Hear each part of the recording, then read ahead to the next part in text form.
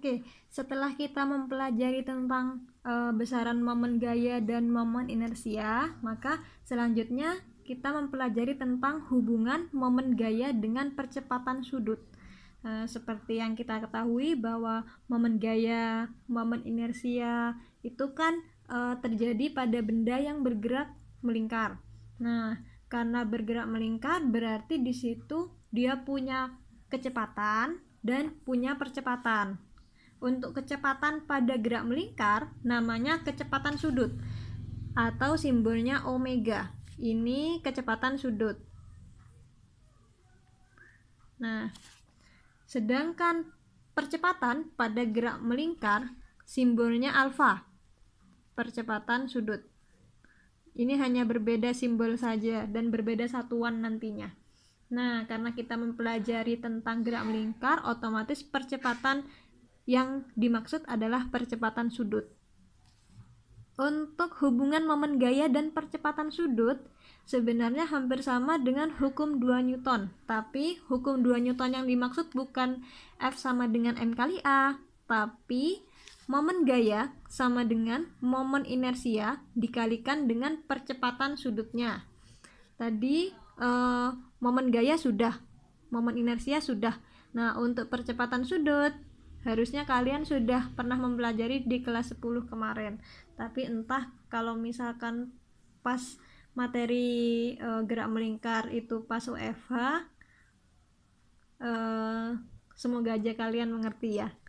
Nah, untuk percepatan sudut saya jelaskan lagi, karena di teori tentang gerak melingkar percepatan sudut itu sama dengan percepatan linear atau percepatan pada gerak lurus dibagi dengan jari-jarinya. Maka bisa ditulis di sini rumusnya menjadi momen gaya sama dengan momen inersia kali percepatan linear atau percepatan biasa dibagi dengan jari-jari. Oke, karena jari-jari pakai R besar, maka semuanya pakai R besar. Nah, seperti ini.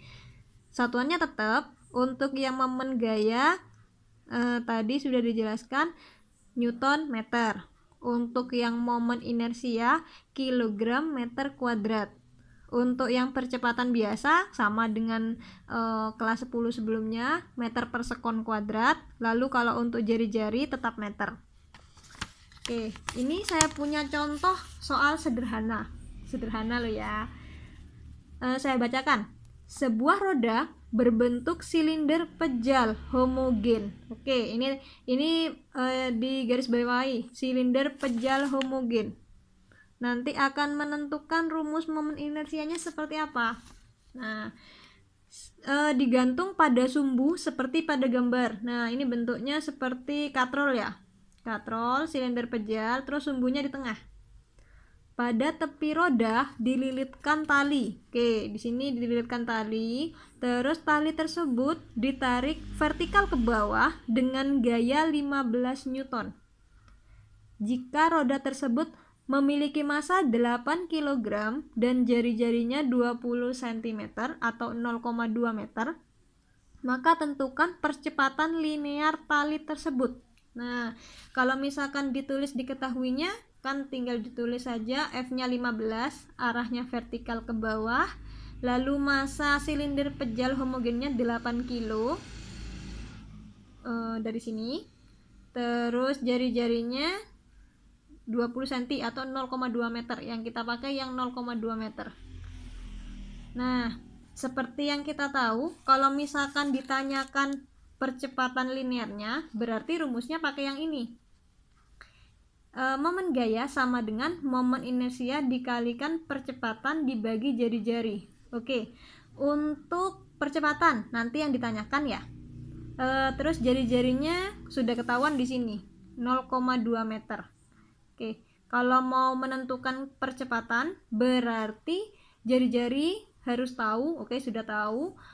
Momen inersia ini belum tahu, kita hitung dulu karena bentuknya silinder pejal, bisalah kita cari nanti, dan momen gayanya juga harus dicari.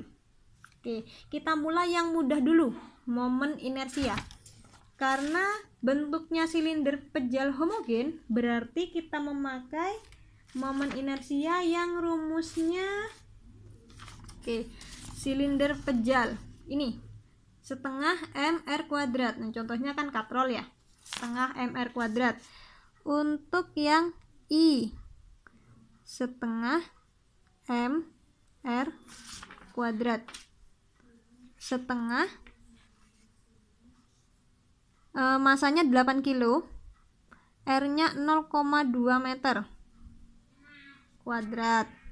Ini bisa dicoret 4, berarti 4 dikalikan dengan 0,04, hasil dari 0,2 dikuadratkan tadi kan, hasilnya 0,16 kg meter kuadrat. Oke, momen inersia kita sudah dapat, R sudah tahu ya, ini yang ditanyakan, berarti momen gayanya harus kita cari dulu. Momen gaya rumusnya L kali F.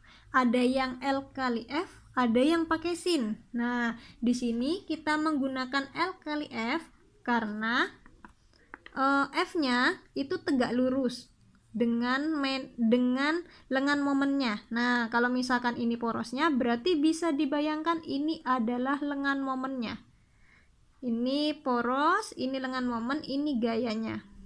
Nah, berarti L-nya atau lengan momennya bisa kita masukkan jari-jari dari silinder pejal homogen, karena jarak dari poros ke gayanya sama dengan jari-jarinya.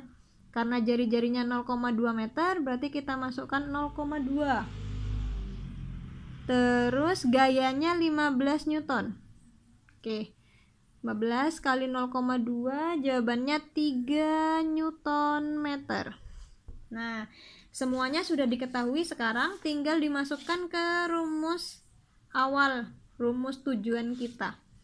Momen gaya sama dengan momen inersia dikalikan percepatan dibagi jari-jari.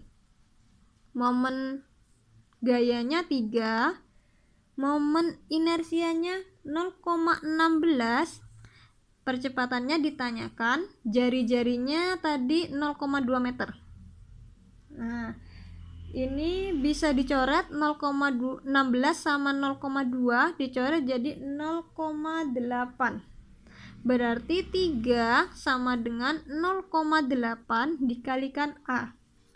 Atau 0,8-nya saya pindahkan ke ruas kiri, A-nya tetap di ruas kanan. Karena 0,8 dikalikan dengan A, maka ketika 0,8 dipindahkan berarti dia dibagi. 3 dibagi 0,8, 3,75 meter per sekon kuadrat. Nah, begitu cara mencarinya. Jika misal kalian belum paham, mungkin bisa ditanyakan langsung di classroom.